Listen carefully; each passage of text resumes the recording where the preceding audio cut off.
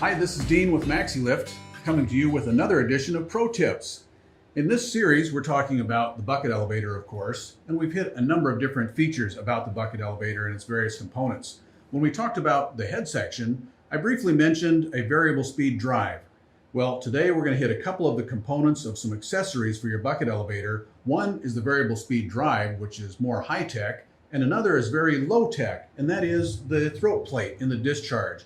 Both of them could be very important in determining getting the rated capacity of your bucket elevator and having it function properly.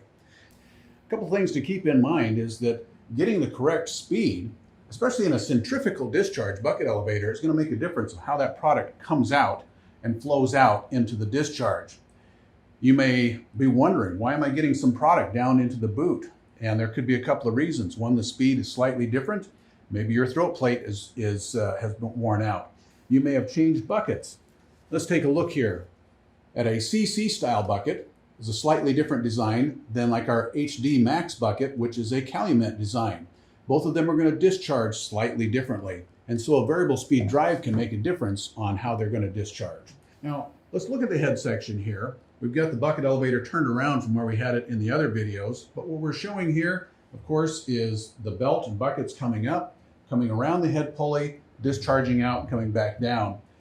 I'm going to turn this on right now. I want you to watch a couple things. One is that as it's getting up to speed, first of all, you're going to see a lot of product coming down the downspout until it gets to the point where it's at the right speed, where the product is being discharged properly out the end. So let's take a look here.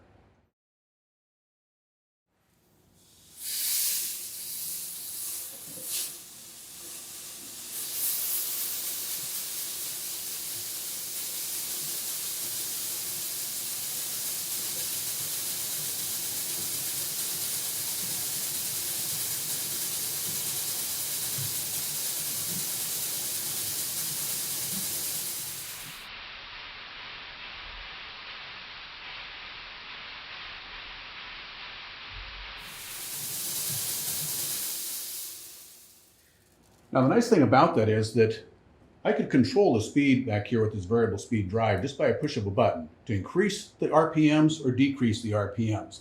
That's great for fine-tuning the speed of your bucket elevator, but also would be great just for inspecting the buckets. If you had an inspection door right here, which is very common on the trunking, and you have a variable speed drive, you can set this to run empty and just look at your buckets as they go by and be able to tell, stop it right where you need to, and be able to replace out buckets if some of them are damaged. So a variable speed drive is more important than just for the speed of the discharge. Now, I mentioned the throat plate, and that is over here, you're going to have a material that's either going to be, say, UHMW or urethane that is adjustable on the discharge that's going to be able to come up right close to the edge of the bucket. Now, as I said, when it started out, it was going slow. The product coming out of the buckets basically was falling straight down. And since the throat plate is not really close up to the edge of the buckets, quite a bit of it was falling down the down leg. That could be quite a problem if you were running this for a long period of time because too much gets down there. The bucket elevator is already being fed at the rated capacity, but it's receiving way too much coming down the down leg, so you could actually plug the bucket elevator. But as it sped up, you can see that the discharge started to get better because the speed is set for the correct diameter of the pulley and the type of buckets in there to get a good discharge where it's throwing it out.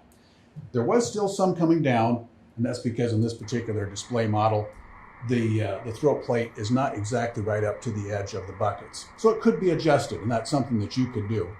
I've been in bucket elevators, actually a number of times. Very unfortunately, when I would go in, customer would say they're having a problem. We'd go up to the top, open up the inspection door to look in, and there actually either would not be a throat plate in there, or it had been worn away by quite a bit, and so it wasn't accomplishing anything, and they'd wonder why they were getting so much product down at in the boot.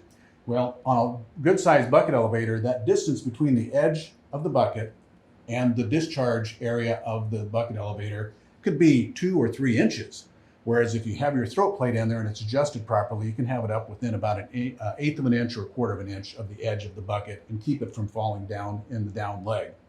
So you can see it's really important.